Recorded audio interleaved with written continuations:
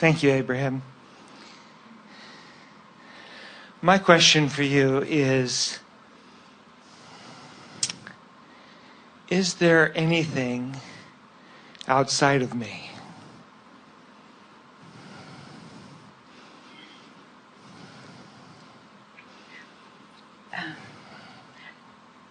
Well, we want to hear a more detailed question from you, because there are a lot of different perspectives that we could address this from. It would be accurate to say that everything is outside of you that is not a current vibrational match to what you're offering right now. So, and since there are two aspects of you, an aspect that, as we've just been discussing, encompasses all that you might call source, and then there is the physical you that encompasses any active vibrations that you've got going on right now. There are a whole lot of other experiences that are outside of that could not come to you or be your experience. But there is another way that you're asking this question. What is it? Well, it seems like there's a whole range in a certain idea of outside, inside, in sort of the genre of psychology or therapy. Who I am really is a result of things outside of me, nature and nurture. But as I start to study law of attraction, really who I am is a result of what I've chosen, and that's what true I think, of you? and where I go. That's true of you? And it seems like where this is really going, as I kind of follow that range over to this side, I find that I could see a place where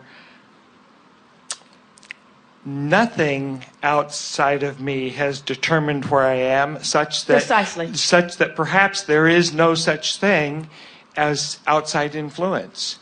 And really, everything of me, of this world, it's all inside influence. Now, that would be accurate. First, we'll say nothing outside of you causes your expansion or your creation, because nothing outside of you can vibrate for you. You have complete control of your vibrational patterning, and your vibrational patterning equals 100% of your point of attraction. So nothing outside of you can offer a vibration for you. But because of and that would especially be emphatically true if you were a unique and singular vibrational being with nothing else having an experience anywhere around you.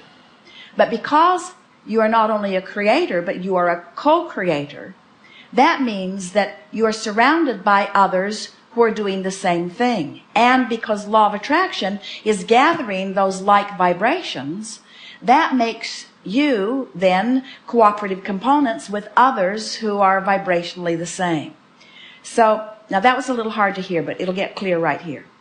So in the fullest sense, that means that if Esther, in her physical body, sees you sitting across the room and notices you, and she sees you crying, and so it is obvious to her that something has happened.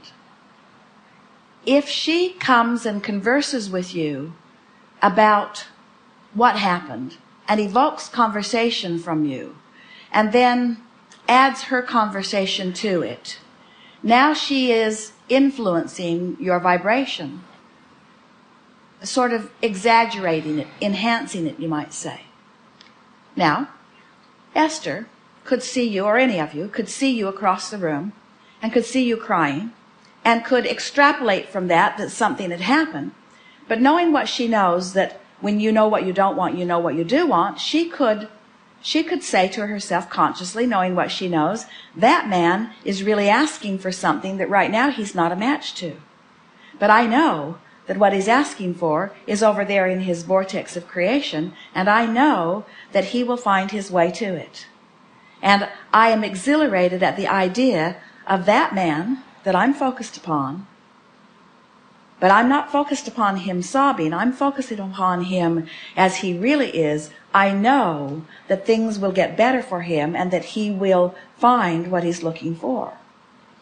And since one who's connected to the stream is more powerful than millions who are not, if your desire is active within you at all, Esther's attention to who you really are could lift your spirits in that moment.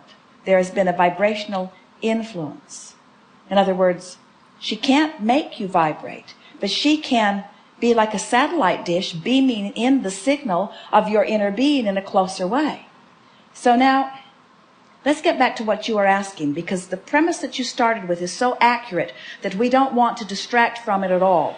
You are the creator of your experience, but you are two aspects of you. And so when you've asked, the influence is your inner being, or that which you would call, man sometimes call source, but it's another part of you. So it's accurate to say nothing outside of you is influencing you, because your inner being is not outside of you. It is you, but your inner being is calling you, calling you, calling you. And all Esther or any other what you might call an outside influence is doing is either helping or hindering that process of influence. So we will unequivocally say nothing outside of you is causing your expansion. But then we got to admit, you're hard to define, because you are source energy in a physical body, and source energy is everywhere and everything. Right. I wanted to take that question just one step further. Is that possible? Is it possible? If I can envision the possibility of, as I move farther into law of attraction, I can get to a place where I can see there's perhaps no outside influence. Is it possible I can go one step further to say there is no outside? And in the vortex, if we are all source energy in a sense, one thing, perhaps co-creating with another is really just co-creating with myself, well, or co-create source co-creating. We could not have said it better. In other words, people say we are all one, but that is really irritating to hear when you can clearly look around and define yourselves individually. But we're having a very deep and a very accurate discussion here. Yes. Yeah. Good.